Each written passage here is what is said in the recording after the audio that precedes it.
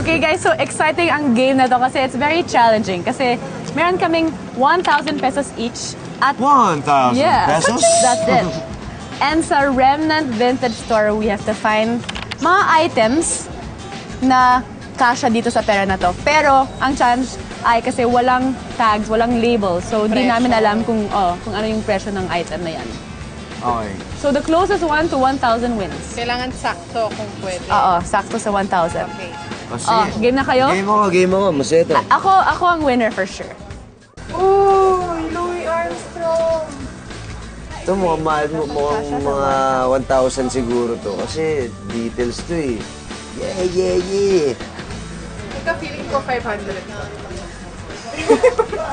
Yan. Feeling ko lang. Feeling mo. 500. Astig ito. Kunin ko to. Feeling ko.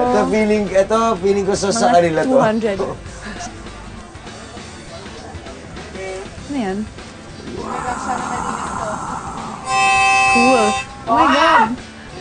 Maganda yan, ha? Solid.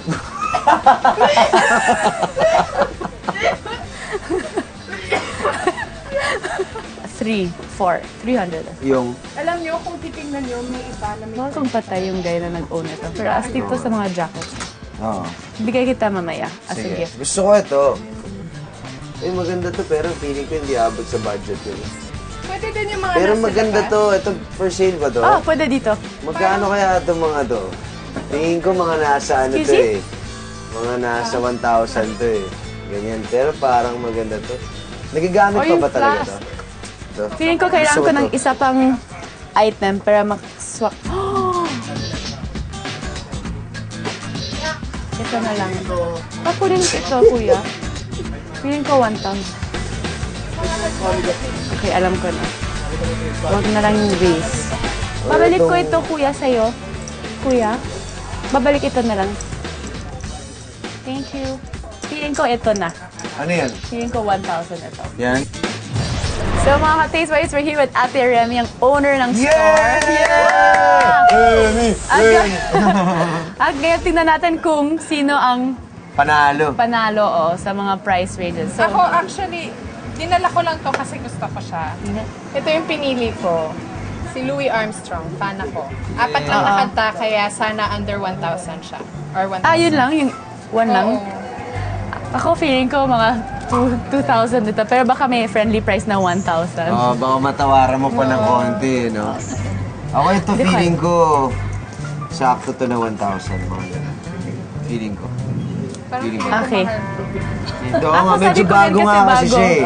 Pero, okay lang, 1,000 lang talaga yung budget eh. Kaya, Kinuha ko na rin to, pero hindi yan kasali sa mga. Okay. it says yeah. Oo, Sino ang papresyohan ko muna? ako na lang. Siya muna. Okay. Parang sino pa presyo ko muna? Eto. Pagkatao mo. Actually, ang price nito, ang selling price namin is 2,800. Oh! Talo ko! Pero pwede kayo bigay sa'yo ng 2,000. Talo pa rin discount ako. nun, ah. Malaking discount. Ito naman, ang asking price namin is 600. Oh! Yun! Pero, pwede mong kunin ng 500. Talaga? Okay. Sakto, so dalawang 600. gano'n, no? Pwede, oh. Sana kumuha ka pa na isa, no? Oo, Para pwede. ligsa.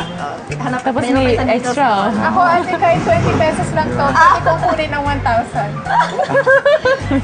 Si Louis Armstrong, isa sa mga talagang rare namin na jazz artist, okay? Ito, fix kami sa 500. Pero, dahil kayo ang kukuha, pwede sa 450. So wait, yung winner talaga si Kian. So, panalo ko. Si Kian ang winner kasi 600. Siya yung pinaka-close sa 1,000. Yeah. Sa'yo na yan.